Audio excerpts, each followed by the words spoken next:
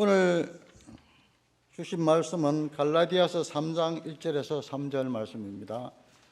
갈라디아서 3장 1절에서 3절 말씀.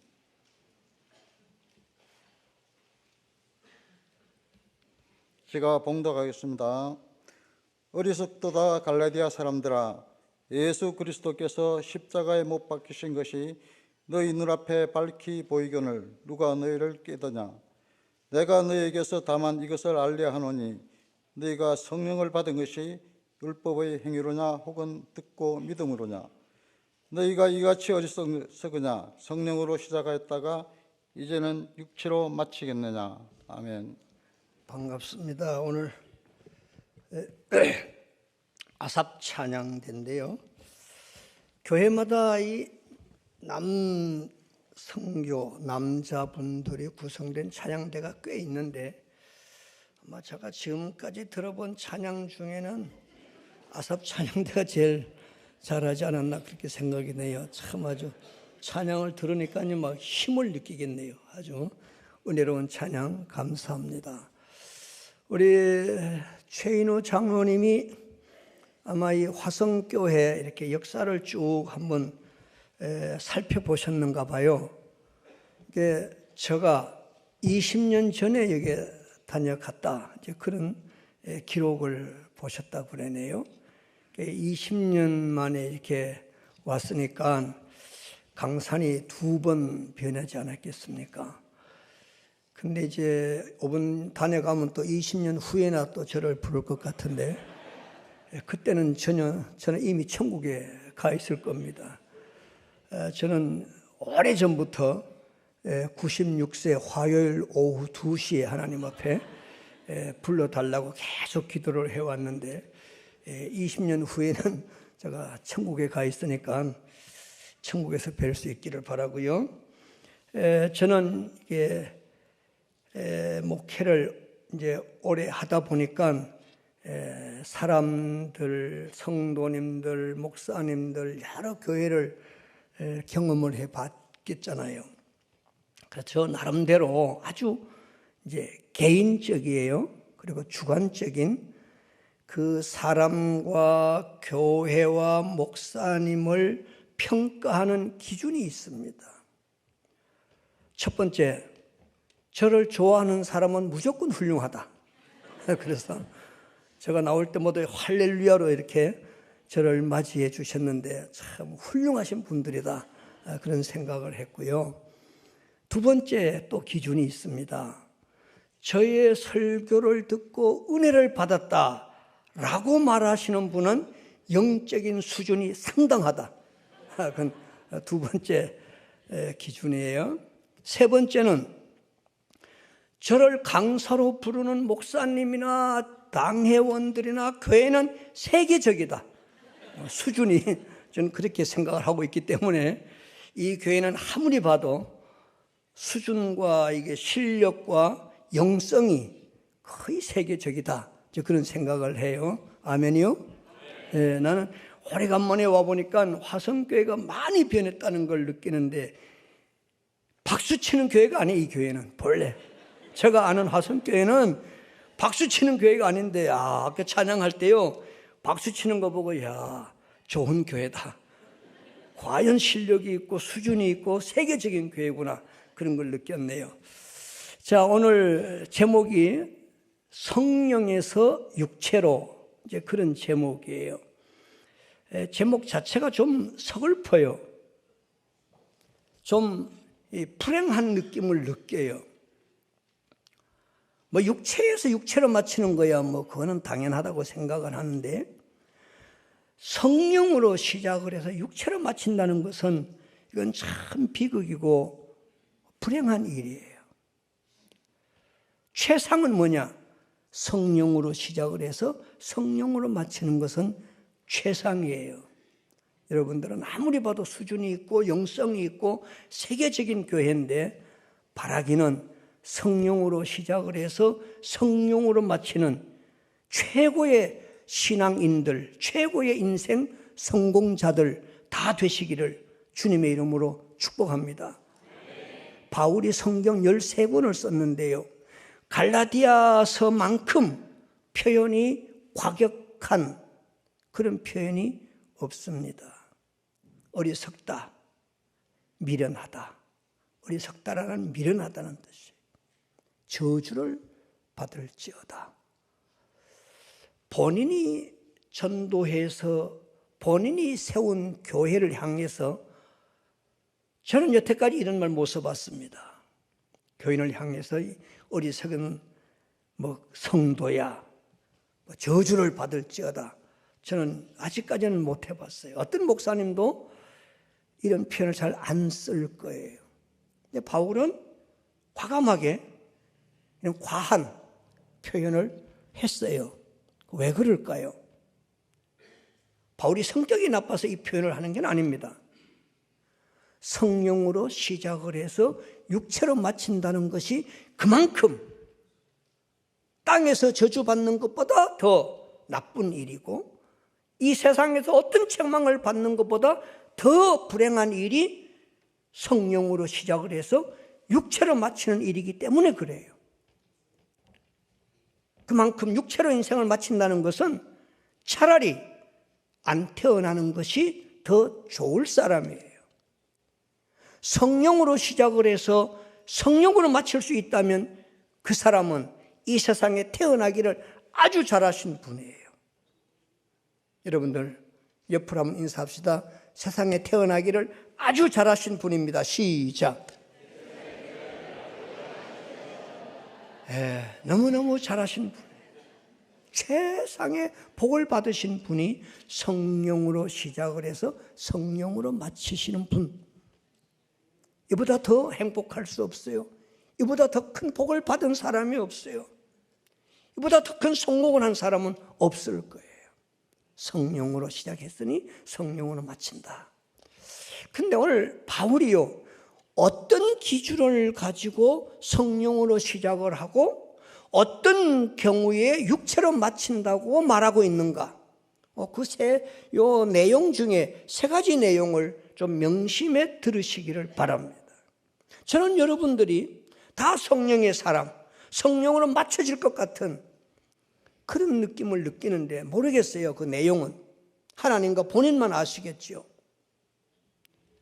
바울은 성령 안에 있었을 때와 육체에 있었을 때를 구분을 하는데 세 가지 기준을 놓고 구분을 했어요. 첫 번째는 구원에 관한 내용이에요.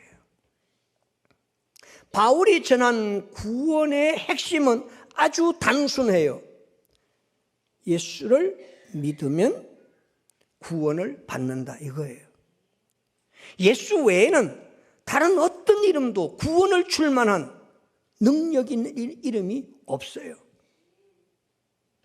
아무리 유명한 철학가고 유명한 박사 어떤 교주라 할지라도 그 이름에는 구원이 없어요. 오직 예수님 외에는 생명과 구원과 천국이 없는 줄 믿습니다. 그분에게만 있단 말이에요. 그분을 믿는 거예요. 그러면 그는 구원을 받는다는 것이 바울이 전한 복음의 핵심이야. 단순해요. 그런데 갈라디아 교회에 이상한 거짓 교사들이 들어와서 다른 복음을 전했다고 그럽니다. 그 다른 복음은 뭔 거니? 율법이에요. 율법을 지킴으로, 율법을 행함으로, 율법을 통해서 사람이 선해야 구원을 받는다. 이것이 다른 복음이라는 말이에요. 세상 사람들이 우리를 욕할 때 뭐라고 욕해요? 교회 다니는 저 사람이 천국 간다면 나는 물어볼 것도 없이 더 좋은 곳으로 갈 것 같다. 왜? 행위를 따져보니까 여기 있는 분들, 여기 교인들 말고 저쪽에 있는 교인들, 그쪽의 교인들의 행위를 보니까 자기만도 수준이 안 되는 거예요. 사회 봉사하는 일이나 사업을 하면서 거짓말하는 일이나 사람을 대하는 그 인간관계가 교회 다니고 예수 믿는 사람 아무리 봐도 자기보다 떨어지는 거예요. 저것들이 천당 간다면 나는 만당도 가겠다. 그래서 우리가 기가 죽을 때가 많습니다. 왜요? 아하, 선해야 좋은 데 가는가?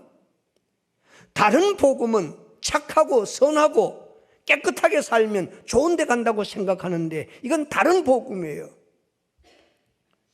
구원은 행위하고 전혀 상관이 없어요. 이 세상에 구원을 얻을 만한 다른 이름을 어느 누구에게 준 일이 없어요. 오직 예수님이에요. 하나님의 아들 예수님, 그분을 믿음으로만 구원이 완성되는 줄 믿습니다. 이렇게 믿는 분, 이렇게 고백하는 분은 성령의 사람이다. 만약에 다른 복음, 착하게 살고 깨끗하게 살고 도덕적으로 나무랄 데가 없고 거짓말 안 하고 요래야 좋은 데 간다, 이건 다른 복음이란 말이에요. 그건 육체에 거하는 사람들, 세상 사람들은 놀리고 주장해요. 성령의 사람은 아니야, 오직 예수님을 믿음으로만 구원을 받아, 나는 믿어.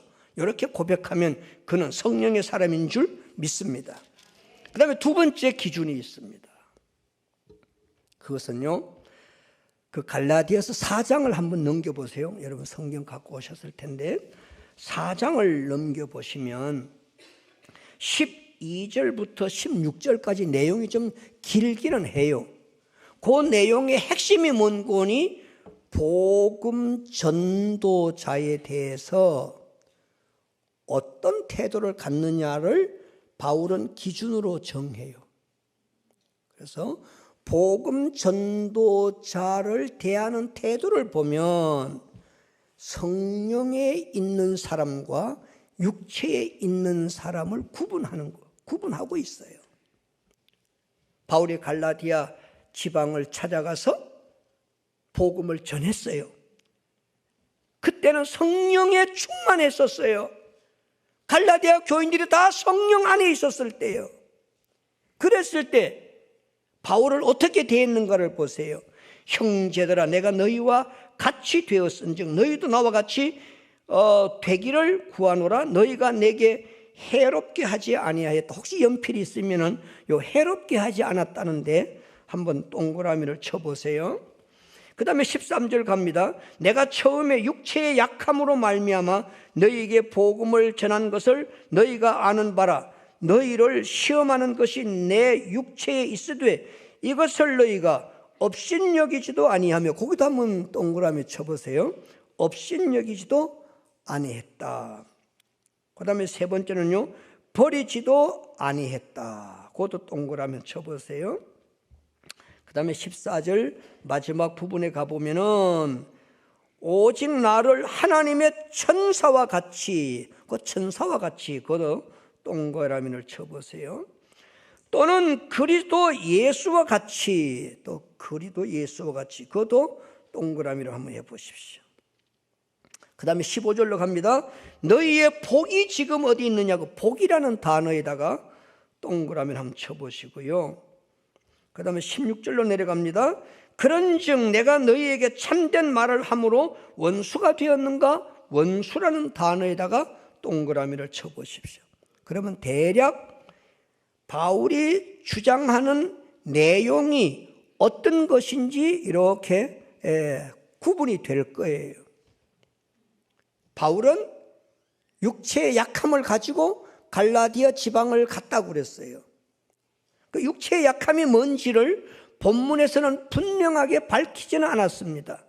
일반적으로 신학자들이나 대부분 조금 성경 공부를 해본 분들은 바울이 육체에 가시가 있어서 3번이나 기도를 했는 사건이 나오는데 그때 예수님이 내게 있는 거 족하다 안 고쳐줬거든요.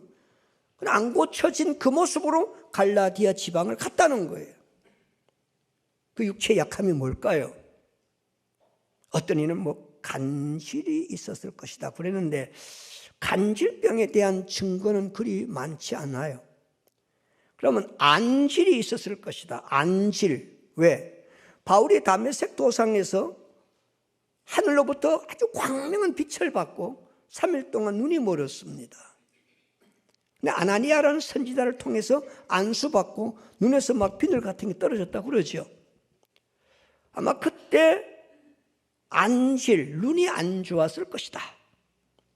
그래서 눈에 늘 이렇게 눈곱이 끼고 사람을 이렇게 정면으로 못 보고 옆으로 약간 째려보는 것 같은 그런 눈동자, 그런 모습으로 갈라디아 지방을 찾아갔을 것이다. 왜? 그 근거가 뭔 구원이? 갈라디아 교인들이 성령에 충만하여 있었을 때에 바울을 보고 눈을 빼주고 싶다고 그랬죠, 지금. 아니, 멀쩡한 눈인데 왜 눈을 빼주려고 그러겠습니까? 바울이 육체의 약함이라고 하는 것은 그런 모습을 가지고 갈라디아 지방을 들어갔는데, 그때 갈라디아 지방의 모든 사람들이 성령에 충만해서 바울을 얼마나 존귀하게 여겼는가. 업신여기지 아니했어요. 업신여길 만한 충분한 이유가 있었다는 뜻이거든요. 싫다고 버리지도 아니했대요. 버릴 만큼 그에게 약함이 있었다는 뜻이고요. 그래 해코지도 하지 않았대요. 그러면서 뭐라고 그래요? 천사와 같이 그리스도 예수와 같이 그를 이렇게 영접을 해주셨다. 이때가요 성령에 충만하여 있을 그때였습니다. 성령의 사람은요 복음 전도자, 그때는 순회 전도를 했기 때문에 이제 복음 전도자고요. 지금은요 정착 목회를 하는 목회자, 주의 종, 그 교회의 담임 목사님을 두고 하시는 말씀이에요. 성령의 사람들은요 주의 종을 가볍게 보지 않습니다. 이게 특징이에요. 육체의 사람들은 목사만큼 약점이 많은 사람이 없습니다. 흠을 잡으려면 한두 가지가 아니에요. 지구상에는 어떤 목사도요 흠이 없는 목사는 없습니다. 다 약점이 있고 허점이 있고 부족함이 있고 흠 잡을 만한 일들이 얼마든지 있습니다. 그런데 성령에 충만하면 그런 것들이 눈에 띄지가 않습니다. 흠거리가 안 된다는 거예요. 그래서 갈라디아 교인들이 성령에 충만하여 있을 그때에 업신여기지 않았다고 그랬습니다. 해롭게 하지 않았다고 그랬습니다. 버리지도 않았다고 그랬습니다. 뭐라고 그래요? 천사처럼. 그 약한 모습, 그 모습 가지고 들어갔는데도 천사처럼. 예수님처럼 그렇게 귀하게 여겼다. 이건 성령의 사람이 할 수 있는 행위입니다. 그런데 갈라디아 교인들이 너희가 성령으로 시작을 했다가 육체로 마치겠는가? 그러면서 아까 읽었던 16절에 뭐라고 그래요? 원수라는 단어가 나옵니다. 아니 바울이 처음에는 천사처럼 행동을 하고 나중에 원수처럼 행동했을까요? 바울에게는 변함이 없습니다. 변한 게 없습니다. 뭐가 변했어요? 성도들이 성령으로 시작을 했다가 육체로 기울어지니까 육체로 마치려고 하는 그 사람들의 눈에는 바울이 원수처럼 여겨지는 거예요. 야, 신기하지 않습니까? 세상 사람은 목사를 귀하게 여기지 않습니다. 성령의 사람은 목사만큼도 존귀한 분이 없습니다. 저는 한 교회에서만 주일 학교부터 내 교회를 다녔지만은 한 교회에서만 38년 목회를 했어요. 무슨 일을 안 겪었겠습니까? 저는 천사 같은 대접도 받아봤고요. 목사를요, 담임 목사인데도요, 그렇게 무시하는 경우도 경험을 해봤습니다. 저는 원래 이게 장로교 출신이라서 저는 처음부터 막 박수치고 푹치고 막 장구치고 이걸 잘 못했어요. 그러다 이제 개척을 하면서 80년도 그 당시의 분위기는요, 박수 안 치면 교회가 안 될 만큼 분위기가 그랬어요. 그래서 저도 이제 또 막 박수도 치고 막 통성 기도가 그랬어요. 근데 순복음교회 부부가 등록을 하셨는데, 와, 이분은 이게 뭐 우리 교회 분위기보다가 전혀 다른 분위기. 제가 이거 설교 한마디만 하면 아멘, 아멘 그래. 우리 교회는 그렇게 아멘을 크게 하는 분위기가 아닌데, 아멘. 우리 교인들이 깜짝 놀라가지고 돌아볼 만큼. 와, 기도하다가도 기도 중에도 아멘, 아멘. 막 박수 치면 막 이마가 막 빨랫줄 막 생기면서 막 뜨겁게. 와, 나 그런 분 처음 봐. 분위기가 적응이 안 되더라니까요. 그 등록을 했어요. 신방을 해달라고 그래요. 아이고, 당연히 등록을 했으니까 신방을 가야지요. 그래서 우리 그땐 장로님이 없었어요. 그래서 이제 집사님들, 권사님들 몇 분 모시고 이제 신방, 등록 신방을 갔어요. 딱 가니까요, 와, 이분은 벌써 문 앞에 양 부부가 딱 서가지고 저 내가 나타나니까요, 그 옛날 다 시꺼먼 가방, 신방 가방 들고 다녔어요. 요즘은 조금 세련돼가지고 성경책 이렇게 끼고 다니지만 그땐 다 시꺼먼 거 들고 다녔대. 들고 나타나니까 할렐루야! 저서 아니 목사가 할렐루야 했는데 집사가 뭐 할렐루야! 아이고, 그래가지고 쫓아와가지고 막 90도 인사하고 가방을 탁 받아가지고는 자기 안방으로 이렇게 안내를 하는데, 그 당시에는요 연탄 보일러를 뗐어. 그건 아랫목, 움목이 아주 분명했어요. 요새는 아랫목, 움목 없죠? 아무 데 가서 따뜻하잖아요. 그래도 아랫목, 움목이 있어가지고요, 아랫목에는 나이론 장판이 널널하게 이제 구워져 있어. 색깔이 다 시커매 많이 타가지고, 움목은요 써느려 하여튼. 근데 아랫목에다가 방석을 두툼한 걸 깔아놓고 앞에다가 그냥 이렇게 신방 탁자를 탁 놓고 봉투를 2개를 갖다 놨는데, 나는 신방하면서요 봉투 2개 받는 거 처음 봤어. 나는 우리 장로교 출신들은 잘 안 해. 그 신방 해줘도 그냥 주일날 교회 와서 헌금하고, 그리고 또 신방을 가서 문을 두들겨 겨우 문 열어주지, 문 앞에 나와서 이렇게 둘이 서가지고 막 할렐루야 이렇게 맞이하는 분이 별로 없었어요. 근데 이분이 그렇게 막 맞이하고 봉투 2개를 딱 갖다 놓는데, 보니까 하나는 신방 감사 헌금, 하나는 목사님 도서비, 이렇게 써놨더라고요. 와, 그 2분이 딱 마주 앉아가지고 무릎을 딱 꿇고 예배를 기다리는데요, 저는 그런 신방을 해본 일이 없기 때문에 내가 더 긴장이 돼가지고, 이렇게 준비한 가정에 무슨 찬송, 무슨 말씀을 전해야 될까? 아니, 내가 얼마나 고민을 했는지, 신방에서 그렇게 고민한 경우는 처음 봤다니까요. 찬송도 아무 찬송이나 책해서 부를 수 있는 찬송이 아니에요. 이렇게 사모하고 기다리는 가정에는 어떤 찬송이 좋을까? 이렇게 사모하고 기다리는 이 가정에 무슨 말씀이 좋을까? 기도도 뭐 1, 2분 안에 끝나는 기도가 안 되더라니까요. 꽤 오래 했어요. 막 있는 거 없는 거 다 복을 찾아가지고, 막 애들부터 사업장부터 막 온 가족 건강 막 있는 복을 딱 빌었어요. 야, 그래서 우리 교인들은 조금 수준이 있는 것이요, 좋은 걸 보면 따라하는 실력이 있습니다. 그게 우리 교인들의 수준이에요. 그래서 우리 교인들이 저 신방, 그 2분의 신방 받는 거를 보고는요, 우리 교인들이 신방 받는 분위기가 달라졌어요. 신방을 가면 무조건 헌금 봉투 2개는 기본이에요. 하나는 무슨 봉투? 무슨 봉투? 감사. 또 하나는 목사님 도서비. 이제 이 교회는 수준이 더 있으니까 좋은 걸 들으면 따라하는 교회는 수준이 더 있어요. 우리 교회는 좋은 걸 보고 했고, 여러분들은 좋은 걸 이제 들었어요. 이제는 그렇게 할 줄 믿어요. 주의 종을 얼마나 귀하게 여기는가, 이거 성령의 사람만이 할 수 있어요. 담임 목사님 신방 가면 반드시 봉투가 2개입니다. 이거는 기본이에요.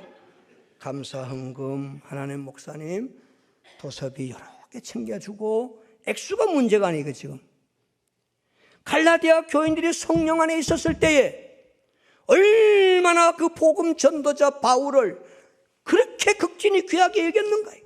천사처럼, 그리스도처럼 업신여기지 아니하고 무시하지 아니하고, 그가 충분히 육체의 약점을 가지고 들어갔는데도 그 약점을 한 번도 말하지 않고 그렇게 극진히 섬겼다. 이거는요, 세상 사람은 못해요. 믿음의 사람만이, 성령의 사람만이 할 수 있는 행위고요. 그러다 믿음 떨어지면 그때부터 목사의 약점이 보여요.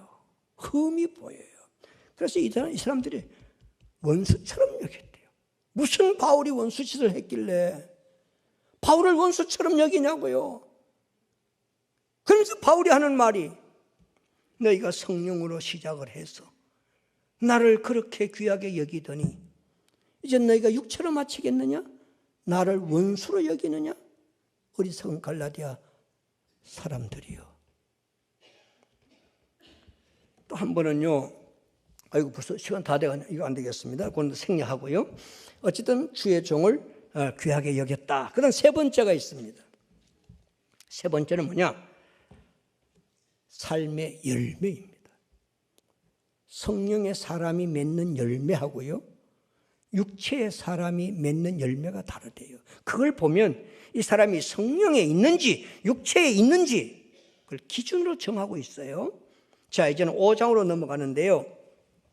5장 19절에 보면 육체의 일은 분명하니 음행, 우상, 숭배, 분냄, 술 취함, 간음.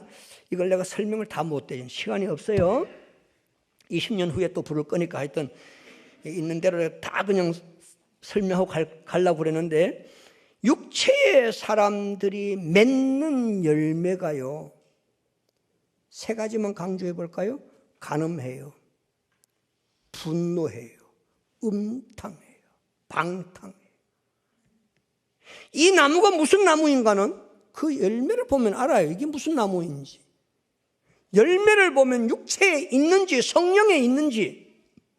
그 다음에 22절 보세요. 오직 성령의 열매는, 그 성령의 열매 따로 나와요. 9가지 설명 다 못해요.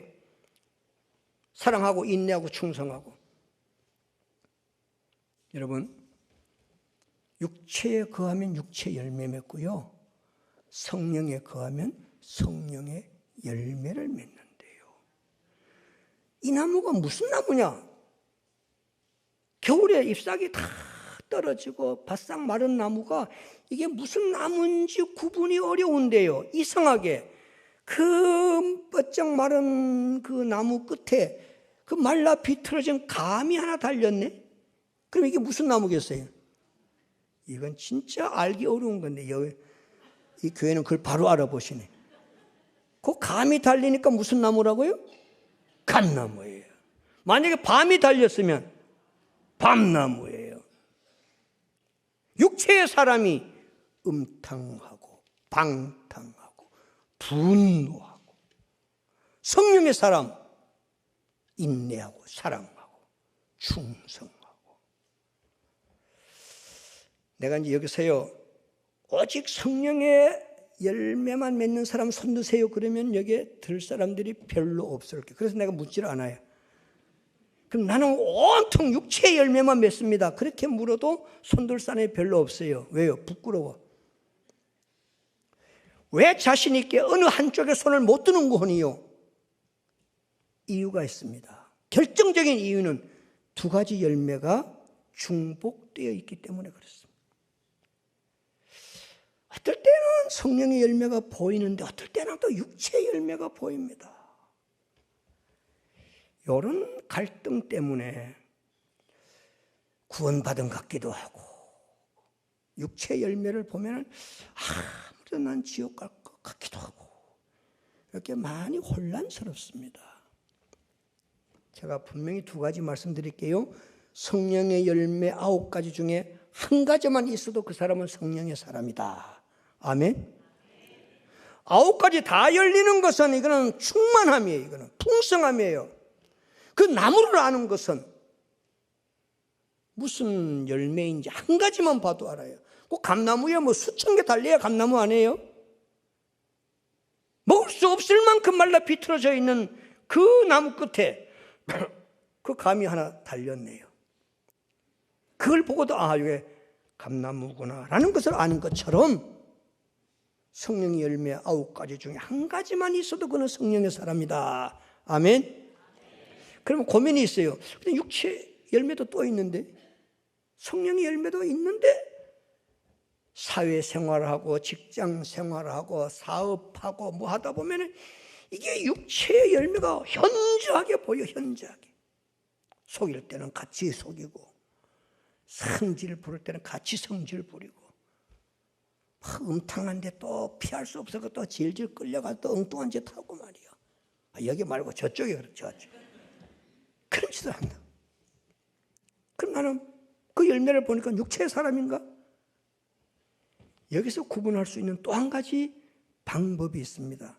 그것이 갈등사입니다. 갈등. 육체의 사람은요, 성령의 열매를 맺었다고 갈등을 하지 않습니다. 괴로워하지 않습니다. 만약에 세상 사람이 교회 와서 뭐 청소하고 갔다. 교회 와보니까 어떻게 부흥회 막 바구니를 돌려서 어쩔 수 없어가지고 헌금 한 번 했다. 요것 때문에 괴로워하는 사람은 없습니다. 자랑. 나 교회 갔는데 마누라 따라갔다가 내 교회 청소하고 왔어. 야, 가니까 맛있는데 부흥회 해가지고 어쩔 수 없이 내 아까운 돈 좀 드리고 왔어. 그래 자랑하지. 그것 때문에 막 괴로워하지 않습니다. 근데 보세요. 성령의 사람은 육체의 열매 맺으면 괴로워합니다. 충성스럽게 열심히 잘하다가도 집에 가서 막 성질 부리고 나면 막 괴로워가지고, 목사, 장로, 집사, 권사네 이러면 안 되는데 괴로워요. 성령의 사람은 육체의 열매 때문에 괴로워하고, 육체의 사람은 성령의 열매 때문에 전혀 괴로워하지 않습니다. 그러므로 내가 성령의 사람인가 증명이 되는데요. 바울 보세요.